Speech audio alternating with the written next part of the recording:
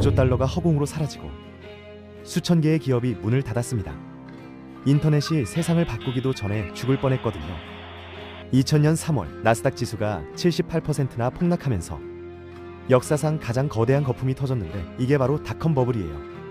그런데 아이러니하게도 이 대재앙이 아마존과 구글 그리고 오늘날 우리가 쓰는 모든 것의 탄생을 가능하게 만들었습니다.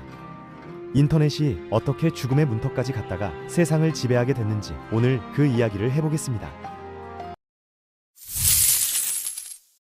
1995년으로 돌아가면 인터넷에 접속하는 게 지금과는 완전히 다른 경험이었는데 모뎀이 연결되는 소리가 마치 악마를 소환하는 것 같았거든요.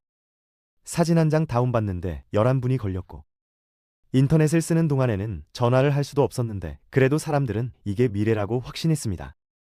아무도 정확히 뭔지는 몰랐지만 뭔가 엄청난 일이 벌어질 거라는 건 다들 느꼈고 AOL이나 야후 넷스케이프 같은 초기 개척자들이 길을 열었어요. 인터넷은 마치 서부 개척 시대처럼 무한한 가능성의 땅으로 여겨졌고 한국에서도 천리안이나 하이텔 같은 PC통신이 인기를 끌었습니다. 문제는 월스트리트가 인터넷이라는 단어를 듣고 완전히 미쳐버렸다는 건데 온라인 서점이라는 말만 들어도 벤처 투자자들은 눈이 뒤집혔거든요. 닷컴으로 끝나는 이름만 있으면 수억 달러가 쏟아졌고 회사가 뭘 하는지는 중요하지 않았어요. 그냥 인터넷과 관련 있다는 것만으로도 대박 투자를 받을 수 있었는데 한국도 마찬가지로 코스닥에 인터넷 기업들이 우후죽순 상장했습니다. 실제로 어떤 미친 일들이 벌어졌는지 예를 들어볼게요. 패치닷컴이라는 회사가 있었는데 양말 인형 마스코트로 유명했거든요. 이 회사는 투자금 3억 달러를 태우면서 50파운드짜리 개사료를 원가 이하로 팔았는데 투자자들은 오히려 더 많은 돈을 줬습니다. 웹번이라는 식료품 배달 회사는 10억 달러 넘게 쓰면서 군사작전 수준의 배송 시스템을 만들겠다고 했다가 처참하게 망했거든요. 이토이는 현금을 마치 악당이 바비큐 파티를 여는 것처럼 태워버렸고 그래도 아무도 신경 쓰지 않았어요. 나스닥 지수는 4배로 뛰었고 기업 공개는 연예인 결혼식만큼이나 큰 뉴스가 되면서 모두가 흥분의 도가니에 빠졌습니다. 1999년이 되자 광기는 최종 보스 레벨에 도달했는데 슈퍼볼 광고에 아무도 들어본 적 없는 회사들이 등장하기 시작했어요. 어떤 회사는 제품도 없었는데 광고에서 우리 웹사이트는 3월에 오픈합니다 라고만 했고 사람들은 박수를 쳤습니다. 사람들은 사업에 투자한 게 아니라 분위기에 투자하고 있었고 주가는 치솟고 모든 사람이 종이 위에서는 부자가 됐거든요. 10들이 방에서 주식 거래를 했고 수정 컬렉션을 모으는 이모도 기술주를 샀으며 치과 의사들조차 자바스크립트 코딩을 배웠습니다. 1998년부터 2000년 사이에 12,000개가 넘는 닷컴 기업이 탄생했는데 사무실 풍경이 정말 기괴했어요. 탁구대가 있고 안마 의자가 있고 낮잠 캡슐이 있고 킥보드를 타고 다녔는데 사무실이 억만장자를 위한 놀이방처럼 생겼으면 다음 마이크로소프트가 되는 줄 알았거든요. 아무도 수익에 대해 묻지 않았고 매출은 신화였으며 돈을 태우는 속도는 영광이었는데 돈을 버는 게 아니라 스케일링이 중요했습니다. 뭘로 스케일링 하는지는 아무도 몰랐지만 그래도 멈추지 않았고 모든 이사회와 뉴스룸에서 한 문장이 메아리 쳤어요. 근데 사실 다르지 않았고 다만 아무도 그 말을 듣고 싶어 하지 않았을 뿐인데 이건 그냥 골드러시가 아니라 낙관주의로 포장된 집단 망상이었거든요. 모든 사람이 인터넷이 모든 것을 바꿀 거라고 믿었고 실제로 바꾸긴 했는데 그들이 생각한 방식은 아니었어요. 캘리포니아 어딘가의 차고에서 베조스와 브린 페이지 머스크라는 몇몇 조용한 괴짜들이 이 모든 게 불타오르는 걸 지켜보고 있었습니다. 그들은 진짜 인터넷은 아직 도착하지 않았다는 걸 알았고 광란의 열차가 절벽을 향해 달려가는 동안 그 다음을 위한 철로를 깔고 있었어요.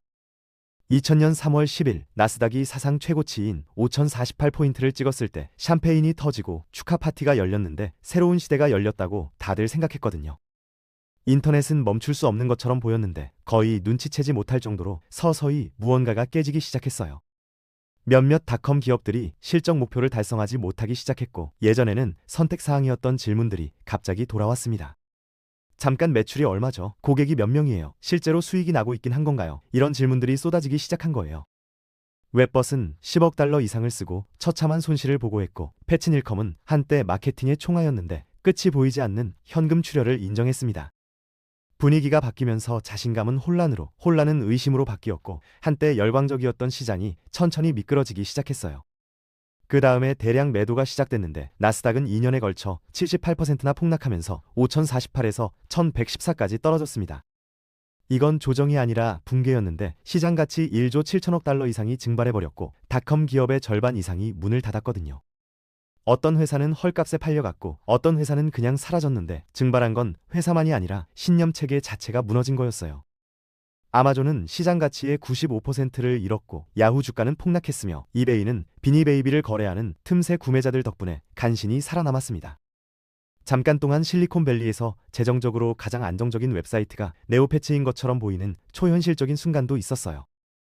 여파는 월스트리트를 훨씬 넘어섰는데 사무실이 텅 비고 스톡옵션은 휴지 조각이 됐으며 엔지니어들은 짐을 싸고 풋볼 테이블은 쓰레기통에 버려졌거든요.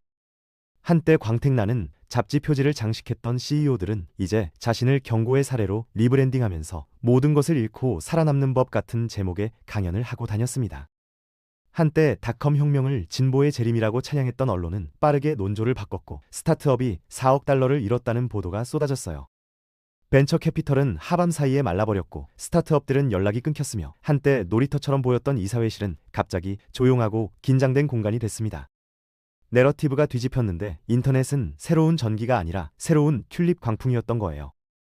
유행이자 인류의 혁신 추구에서 값비싼 우회로였고 닷컴이라는 이름이 붙은 모든 것은 방사능 물질처럼 기피 대상이 됐습니다. 대학생들은 전공을 바꿨고 컴퓨터 공학과 등록률은 2005년까지 30% 이상 떨어졌는데 코딩을 배워봤자 해고 통지서만 받는다면 왜 배우겠어요? 많은 사람들에게 꿈은 끝났지만 제가 가라앉고 헤드라인이 사라지는 동안에도 예상치 못한 무언가가 형태를 갖추기 시작했습니다. 더 조용하고 더 회복력 있고 훨씬 더 실제적인 무언가가 태어나고 있었어요. 대부분의 닷컴 스타트업이 상상보다 빠르게 무너지는 동안 몇몇은 그러지 않았는데 그들은 당황하지 않았고 허세를 부리지도 않았어요. 그냥 조용히 체계적으로 계속 나아갔는데 마치 파티가 끝났다는 메모를 못 받은 엔지니어들처럼요. 아마존 이야기를 해볼게요. 2001년 월스트리트는 아마존의 사망 선고를 내렸고 주가가 17달러에서 6달러로 떨어졌습니다. 투자자들은 도망쳤고 솔직히 상황은 암울해 보였는데 하지만 베조스는 움찔하지 않았어요.